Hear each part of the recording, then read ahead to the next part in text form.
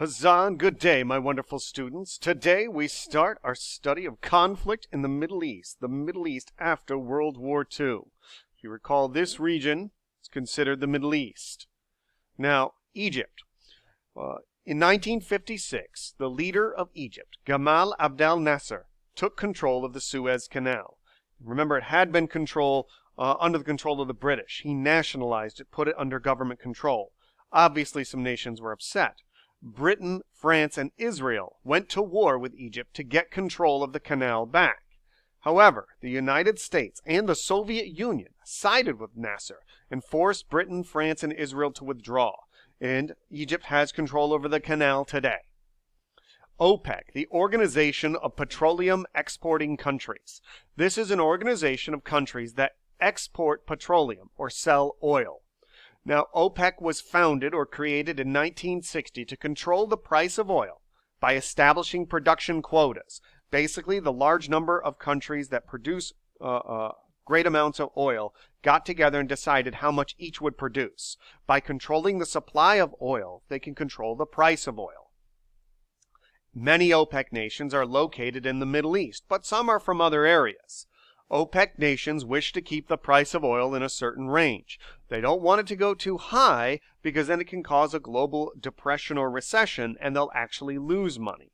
However, they also don't want it to go low because then they lose money because they're selling it too cheaply. Now, the control OPEC has over the price of oil gives it considerable power. Oil is necessary for the operation of a modern society.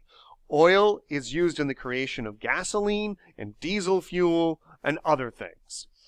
The Soviet Union and the United States competed for influence in the Middle East during the Cold War, partly because of oil and partly because of the Suez Canal. Now, Israel is a nation. In 1947, the United Nations divided the region of Palestine into two countries, what would be the Jewish state here, which would be known as Israel, and the Arab state, this pink area, which would be known as Palestine. Now, the Jewish people accepted the plan and began the process of starting to build the country of Israel. The Arab people did not.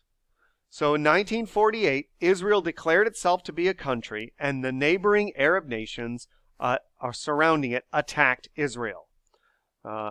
Israel won that particular war. They call it the War of Independence, and 700,000 Arabs became refugees. And a good chunk of the land that was meant to be for a Palestinian state was either taken over by Israel itself or by Jordan, Egypt, and a few other countries. So many Palestinians were forced into refugee camps. This caused a lot of anger towards the Israelis, who they blamed for the situation. The Palestinian Liberation Organization was formed. It was a group that wanted to basically create their own state. They used terrorist tactics and fought a guerrilla war against Israel, including bombings and hijackings, etc. Now, there's been a whole lot of wars in the region regarding this. In 1948, the Israeli War of Independence. In 1956 was the Sinai War. That was when Egypt closed the Suez Canal to Israel, and Israel ended up taking control of the entire Sinai Peninsula from Egypt. In 1967, the Six-Day War. Egypt, Syria, Lebanon, and Jordan planned an attack on Israel. You could see that, and Israel saw it with basically pictures and video of massed forces on their borders. So Israel destroyed their armies with airstrikes.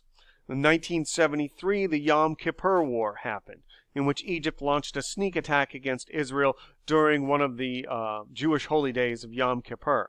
Israel was able to defend itself, but it didn't take any new land in that. So you can see a large number of different wars have occurred in the region. Now, 1979, Egypt and Israel signed the Camp David Accords. As you see here in the picture, this is President Jimmy Carter and the leaders of Egypt and Israel working together to create a peace plan. Now, in 1981, because the president of Egypt had signed this accord, which recognized Israel's right to exist, he was assassinated by Muslim extremists. And later on in the 1990s, Israeli leader Yitzhak Rabin would be assassinated by Israeli extremists because of his peace plans. So there have been many different attempts to forge a lasting peace between the Israelis and the Palestinians, they have not been successful. Even today, there is still no peace agreement between the two groups. In Iran, in 1953, the United States and Britain helped Shah Reza Pahlavi gain power. He became a dictator. Of course, they did this because he was against communism, Cold War. The Shah westernized Iran and modernized Iran. However, in the 1970s, there were major protests against the Shah. And in 1979, this man, the Ayatollah Khomeini, led a revolution in Iran, and they declared it to be an Islamic republic. So it's no longer a dictatorship. It has a parliament, it has a president, it has a prime minister, but the real supreme leaders are the clerics or the religious leaders of Islam in Iran. Where our Supreme Court can declare laws unconstitutional, their supreme clerics can declare laws un-Islamic. And it actually even got to the point where when reformists were elected to the parliament, the supreme leader declared those elections null and void. So even though they have elections, the real leaders are the religious leaders in the group. This new government was hostile to the West, and by West I mean the United States and Britain and France. Western culture, Western movies, Western music were banned in the country of Iran. The Iranians seized the U.S. embassy and held hostages there for more than a year. This is a picture of Iranian revolutionaries burning the American flag on top of the American embassy in Iran. Iran has recently started a nuclear program. Now, Iran claims it's for energy, but the United States and other Western nations fear it is, they're trying to develop a nuclear weapon. And there have been some reasonable ideas to suspect this. For example, Iran has large amounts of oil, so why would they need to develop nuclear power plants for electricity? And when the United States offered light water reactor technology to Iran, which would provide nuclear energy, but was not capable of being used to create a nuclear bomb, Iran refused. So the question becomes, if you really want this energy for electricity, why are you refusing this alternative method, but instead are using this method that could also be used to create a bomb? Now, Iraq. Between 1980 and 1988, Iran and Iraq were at war with each other, because Iran was trying to spread its revolution and its version of Islam into neighboring Iraq. Iran is mainly Shiite Islam, and Iraq at the time was ruled by Sunni Muslims. Now, in 1990, Iraq invaded Kuwait and seized the oil fields there, and that was in part because Iraq owed a huge debt to Kuwait and Saudi Arabia because they borrowed heavily in order to fight the Iran-Iraq war. In 1991, the United States led a United Nations force to liberate Kuwait. This was the Persian Gulf War, because of course the United Nations said Iraq didn't have any authority to invade Kuwait. So Saddam Hussein remained in power at the end of the war, but they had to let the United Nations inspect his weapons programs to show he wasn't producing weapons of mass destruction. That would include possible chemical weapons and biological weapons and even nuclear weapons. Saddam repeatedly expelled the UN inspectors, but would let them back in after protests. As you can see here from this political cartoon in 1998, they mention for this would have been President Clinton, said Saddam is testing us again, meaning he's building weapons programs. So it was a widespread belief that he was building weapons of mass destruction. So in 2003, George W. Bush, president of the U.S. then, ordered an invasion of Iraq to search for weapons of mass destruction, but none were found. And the U.S. began setting up a democratic government, and insurgents began attacks against U.S. forces and other Iraqis. And that's how we ended up in Iraq and why we're still there today. Now in Afghanistan, when the Soviet Union started to collapse, they withdrew their troops from Afghanistan.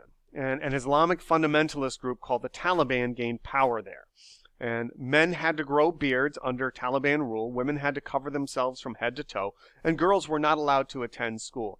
This was their interpretation of the Quran. In September 11th, 2001, terrorists flew planes into the World Trade Center. Now, Osama bin Laden, the leader of Al-Qaeda, planned this. And Osama bin Laden and Al-Qaeda had training bases at that point in Afghanistan. So the U.S. demanded that Afghanistan hand him over. Afghanistan refused, and the United States invaded. So the U.S. toppled the Taliban and set up a democratic government in Afghanistan, and women began to gain more rights. Here's a picture of women getting ready to vote in elections there. The Taliban, however, been regaining power, and women's rights are disappearing again. So because of U.S. involvement, women began to gain more rights, and where the U.S. does not control, where the areas that the Taliban has been fighting and they control, women have few to no rights. And that is the end of this particular review.